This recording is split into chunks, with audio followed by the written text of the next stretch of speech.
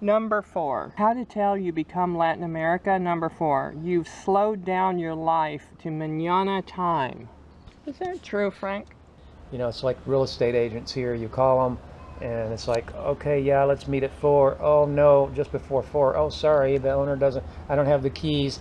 You know, the next day they don't call you back. A week goes by, you call them back and he's like, yeah, okay, fine, let's set up an appointment. And then you don't hear from them for another week or 2. This is a real estate business. You know?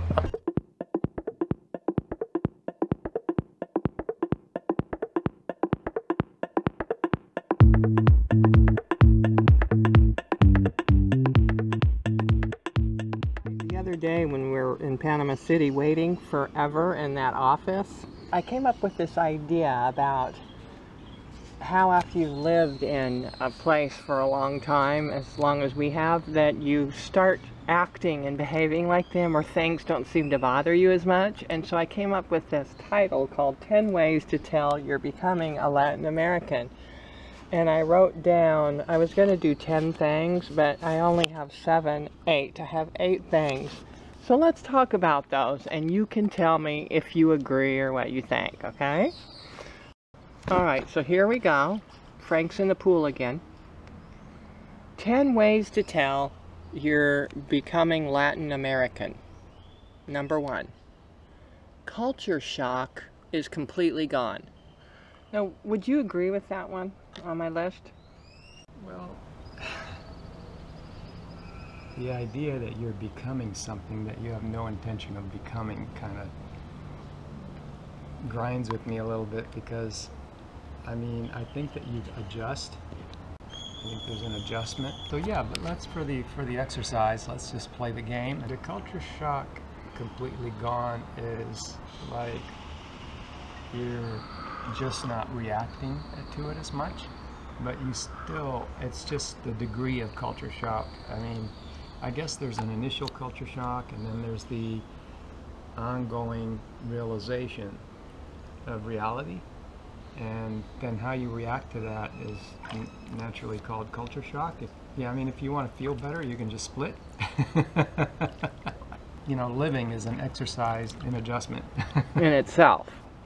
Okay. Yeah. Well, you know, when I said 10 ways to tell you're becoming Latin American, I didn't mean that you turn into a Latin American. I meant that you just, like you said, you start adjusting to, because, you know, gringos are always going to be gringos. They're not going to be Latin American. Maybe the title needs to be reworked. Okay. Number 2. There's those silly bugs on my list. Number 2. You can't tell the music is blaring loudly on the buses. Would you agree with that one? You just kind of learn to focus on what you want to focus, but the music's always there and it interrupts. It's the same thing with when you go to a restaurant. In both Ecuador and Panama, the TVs are in every single section of the restaurant, and they're on pretty loud. So I don't think I ever really adjust to that. I just, what the word is, tolerate. I think you learn to tolerate. When we first moved here, it was like, oh my gosh, they're playing music again. Oh, it's so loud too. Oh, the speaker's right above our head. But I you know, get that though. Yeah, not all the time, but yeah. I still get it every time. I That's just, true. like I say, just go with it. Okay, and number 3 is more so for in Ecuador. It's more of an Ecuador thing, but it's you say hello to everyone when you enter a room. But they do that here too. I mean, when people enter the bus here, they say buenos dias or whatever time of day. The buses are much tighter here. They're smaller. Oh yeah. Tighter, so when they walk in, I think people feel like they're a lot closer, and I think it's part of that Latin culture. That's part of what makes culture friendlier. I think is the smaller spaces between people. I think it's just part of exactly of the life in these different countries, whereas in the States, people are so apart from each other. They're in their cars. They're in their, you know, they got their big yards. They don't see their neighbors. Here, everybody's always in each other's way, and so you get polite, you know. I noticed we just did it just now when we went up to that little tienda. The first thing you said when we walked in was Buenas tardes. It was just automatic. I just automatically said See? Buenas tardes. So that is You're becoming Latin American, American. Frank. You're right. You're absolutely right. Because you know what? I hadn't even noticed. because in the U.S. they don't say But hello. I'm still not saying it on the buses here. I'm still not used to that. And when somebody gets on the bus and they're like, Buenas, I'm like, oh yeah, right. I didn't say that. Buenas, I do. I say buenas back to them because they're right there, standing over you. Okay. How to tell you become Latin America. Number 4. You've slowed down your life to manana time. Is that true, Frank? Well, that's going to depend on a person's background, you know, in their life before they came to a place like this. Now, as far as our life, one of the blessings of being a professional, a frugalist, life hacker, is that you slow down your life. You're no longer on that treadmill. So we had already achieved a mañana time, so to speak, in a Latin culture kind of a description, but really it was, we had a slower pace of life already. So I don't really feel like it was that much of an adjustment as far as personally us. However, the adjustment comes in is, like somebody said, when you call somebody and they're going to do something for you, and then they don't show up, and then they call, then they don't show up again, and then they don't call you back, and then, you know, it's like real estate agents here. You call them, and it's like, okay, yeah, let's meet at 4. Oh no, just before 4. Oh, sorry, the owner doesn't. I don't have the keys. You know? So I don't think that in that respect we're used to it still. No, I think that because no. we get a little bit annoyed by that, and we always were on time for appointments, or when we made appointments, It's we always annoying. made sure we were on time. Because you need something, and it's like, it's not just real estate. That was just a personal example, because we've been looking at property. But Right. It's but even when you do things that you need, like ordering internet service, and they just never show up for like a month. I mean, you know, it's like, oh my gosh, it's mind-boggling. You know, that happened at first when we first moved to Ecuador, but after that, the internet company, the service was exceptional. I think that gringos in general are not, don't rock the boat, don't tip the apple cart, you know. They just don't say anything, even if their health is becoming destroyed by parasites and they have to leave the country and go back home in order to heal. They'll never say anything. If they do, they'll get pounced on by all the vested interests, and then they just kind of, it's just personality. I'm not saying they're a weak person. I'm just saying they're just not going to fight it. It's not worth it, the stress. And I think because of that, a lot of things that should be discussed in the open aren't. And I think these are the kinds of things that should be discussed in the open, out in the open, and that way they can be reversed, they can be improved. Instead, what happens is things that maybe shouldn't be talked about out in the open are, like gringos bragging about how low taxes are or whatever, and then of course they get raised, and you know, it's just the wrong things get exposed and the right things don't. So yeah, as far as if you want improvements, you got to talk about it. And well, I think that when you're ordering a service, they should be pretty much on time for that service, because you know, you also have things to do, and you can't be sitting around every day waiting for the internet company to come show up, for example. Every day for a month? Right. Right. It's silly.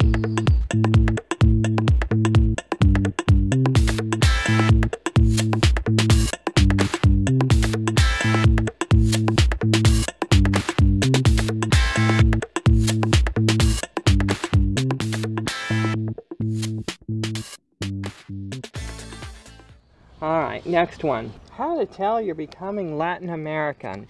You accidentally speak to gringos in Spanish. Is that true, Frank? Have you ever done that? I know Brandon told me he does that sometimes. He'll start speaking to gringos in Spanish because he's so used to speaking in Spanish now. Yeah. Sure. Can you expound on that a little bit? I don't know if you want me to. Usually if I'm talking to a gringo, I'm talking in English.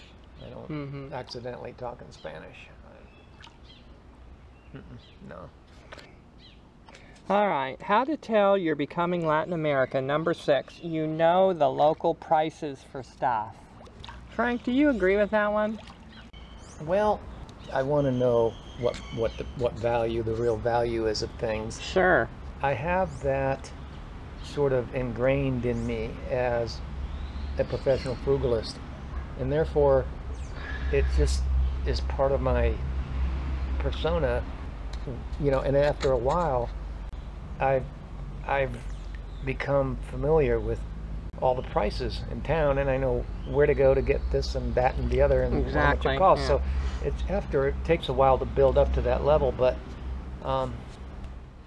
it just becomes like every day having breakfast every day or whatever. It just becomes routine. You know. All right, moving on. 10 ways to tell you're becoming Latin America. Number 7, when you go to the U.S., it gives you culture shock. Yes, that was true for us when we went to the U.S. to visit Mom a couple years ago. Brandon just couldn't wait to come back. He just couldn't wait to get back into Ecuador and just be back with I think that too, once you've ingrained yourself in the way you know you do things here differently. Like, for example, if one of the things you wanted to change was you wanted to be less sedentary, or maybe you didn't even think about it, but you came down here and you did become less sedentary and you just walked everywhere. And then you get to the States and all of a sudden it's all about the car and you're not walking anywhere. Yeah, that's there's going to be a bit of a culture shock, sure. And that's just one thing. There could be many things, you know, but the prices, you know. Well, I know a lot of people come to Ecuador probably because of the altitude and the cleaner food. They lose weight. So then they go back to the U.S. The food is just, you know, it's all GMO, almost all of it in the U.S. And then they start gaining weight again. And I've seen on forums where people were saying they couldn't wait to come back to Ecuador just for the food and the health aspect of it. So. All right, moving on to the next reason why you might have become a Latin American. Number 8, you eat and walk at the same time. Would you agree with that statement, Frank? I'll eat and walk as often as I possibly can.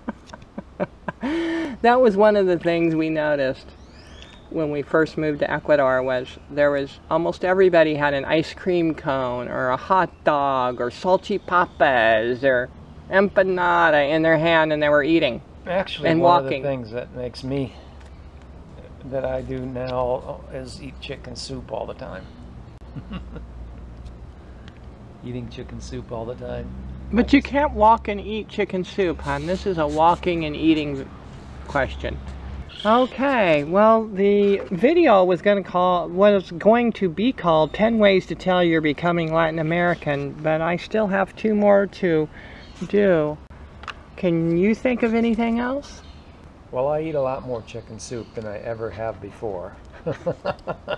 Yes, you do eat a lot of chicken soup. I find myself eating white rice, even though I have no intention of eating it. I still find myself eating white rice. But not very much, just a little bit. And lentils. Well, you know, both of those are kind of Latin American dishes. Actually, Italians eat a lot of lentils too. I grew up on lentils. Those are Latin American dishes. So would it be okay to say then that you're becoming Latin American because you eat the typical Latin American food?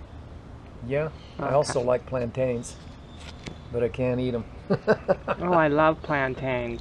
Anybody who doesn't like plantains isn't Latin American. You gotta love them.